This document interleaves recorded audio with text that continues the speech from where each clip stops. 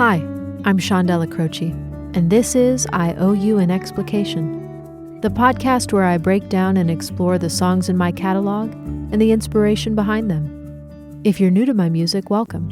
And if you've been tuned in for a while, thank you for coming back. As always, you can learn more about upcoming events and releases on my website at seandellacroce.com. And be sure to use code IOU on my store to receive 10% off any purchase.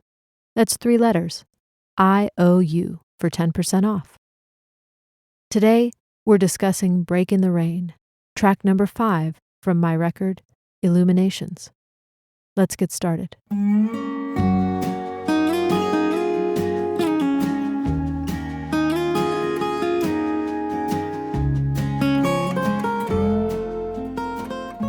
I grew up in a 200-year-old log home right outside of Nashville, Tennessee.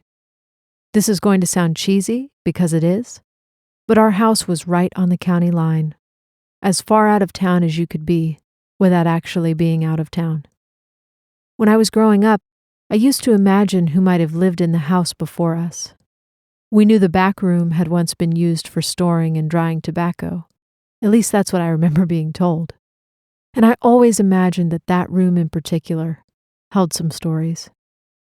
I spent hundreds of hours playing in the creek by our house, and sometimes when it rained, Poplar Creek would flood and rise up into the yard like something out of Bridge to Terabithia. We moved out of that house when I was a young teenager, but I never stopped thinking about it. I've been waiting too long for a break in the rain, making up some new truths, watching these old clouds move. I'm thinking I might do the same. Break in the Rain is this. The narrator is the person who first lived in that house all of those years ago. She is sitting in a rocking chair, of course, lamenting. She reflects on everything that has changed in her life and all that modernity has taken from her. And at some point, she becomes so forlorn that she imagines rocking that chair right off the porch, face planting into the ground and being washed away by a rising tide. I see how that can sound depressing, but for my money, it feels sort of liberating, like a change of perspective. Grounding. Literally. And I will set up my chair here and rock me to the edge of this porch,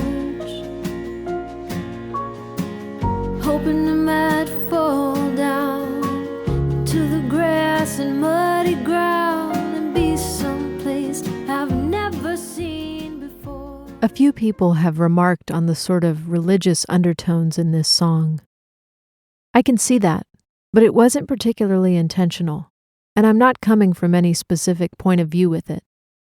To a certain extent, it might be an affect of being raised on country music, but I really think it's just the way this song was meant to emerge.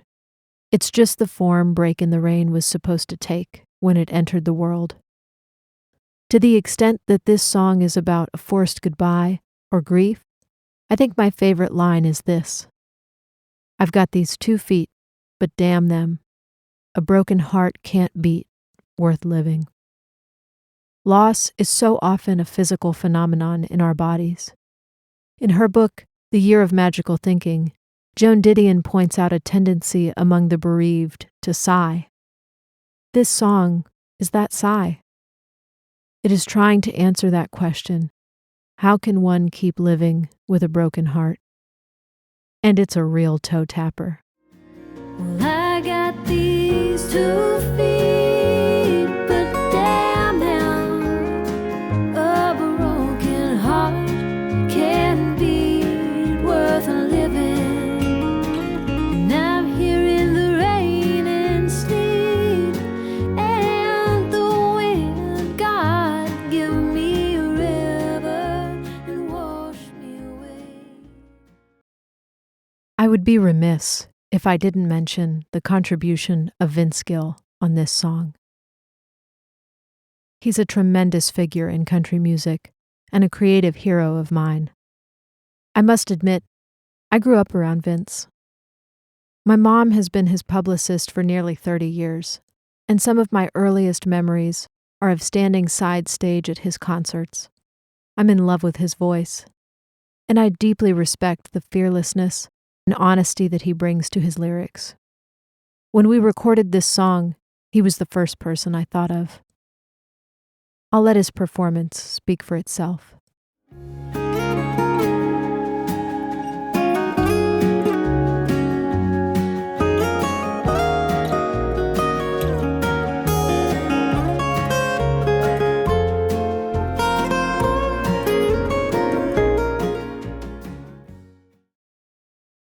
I want to also note that Greg Lease lends an incredible performance on the Weisenborn guitar.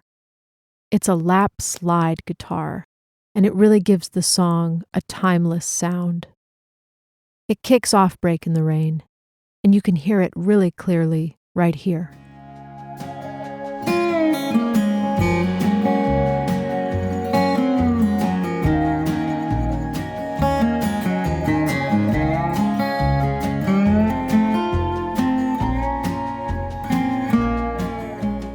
When I really think about it, this song emerged from sentimentality, and to me, by the end, that resolves into surrender. The whole chorus is about being too tired to put one foot in front of the other. It's about being fed up and finally deciding to let go. For some context, I've seen a lot of change in my hometown over the last 20 years. Some of it is good, and some of it is really bad. When I go to drive by my grandfather's old house or the place where my dad lived when I was in high school, they've just been wiped off the map, replaced by some horrible, tall and skinny, overpriced, inaccessible McMansion townhomes. The only thing that remains the same is the ground where they stood. It's a shame, and it drives people out of neighborhoods that they once called home. For a sentimental sap like me, that's hard to take. It makes me want to jump in a creek and wash away to some other place. Give me a river and wash me away. God, give me a river and wash me away. God, Break in the Rain was written by me, Sean Della Croce, produced by Alan Deremo, and recorded at Back 40 Studios in Leucadia, California. I play acoustic guitar. Alan Deremo plays acoustic bass. Vince Gill is on lead acoustic guitar, and Greg Lease plays Weisenborn and pedal steel. Jeff Babco plays piano and organ. Frank Reyna is on the drums, and Molly Weaver lends her voice. Break in the Rain was mixed by Richard Bredice at Woodland Bredice Studios and mastered by Brent Lambert at Kitchen Mastering. This has been I Owe You an Explication.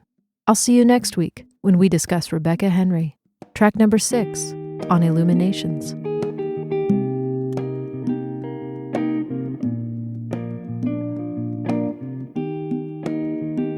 Rebecca Henry puts her shoes on different from me. This I know.